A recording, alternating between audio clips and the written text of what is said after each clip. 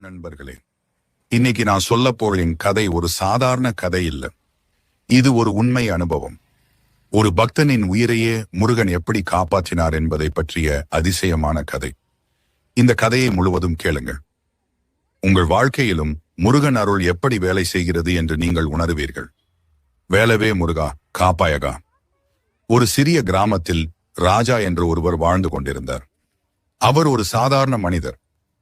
ஆனால் ஒரு விஷயத்தில் மட்டும் அவர் மிக வித்தியாசமானவர். அவர் ஒரு தீவிர முருகன் பக்தர்.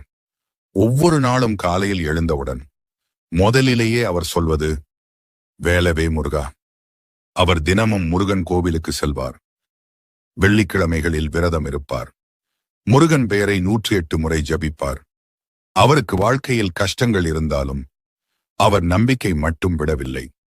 ஒரு நாள் அவரது வாழ்க்கையில் பெரிய சோதனை வந்தது. அவருடைய வேலை